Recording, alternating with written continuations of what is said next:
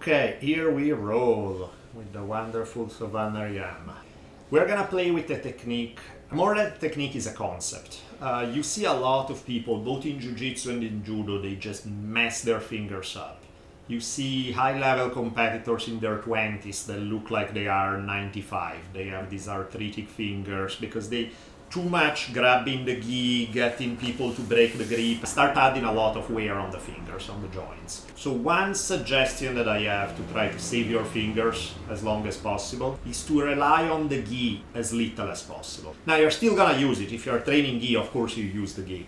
But rather than just getting a death clamp on a grip and hold on for dear life and whatever you do, you're always holding the gi, I like to use the gi for maybe a few seconds and then switch to what to me are your primary grips, which are underhooks and overhooks.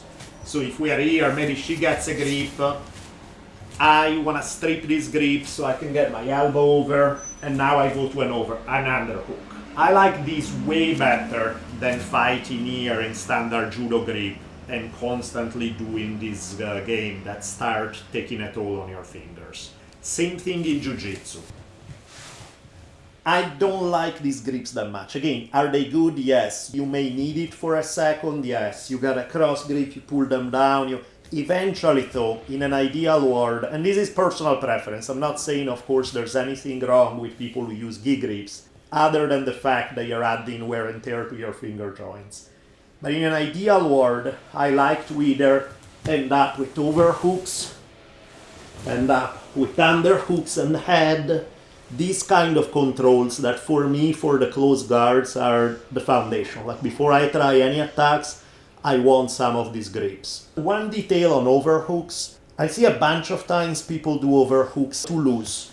So what ends up happening is people can just yank their arm right out, and that to me is not an overhook. Like, never mind that if you have the gi, you can even grab your own gi, making it really hard for her to get her overhook back.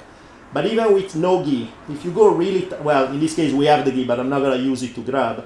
Even if you just go really tight and place a hand on your chest, the only way she's gonna get out is by rolling her arm in this fashion, which is a good escape. Of course, it opens the possibility that I can try to arm drag her and take the back. So, moral of the story, if you are in close guard, try experimenting a lot with overhooks and underhooks. The other grip, of course, is grabbing the head. That helps break the posture. Those would be my three primary grips that will save your fingers a whole lot.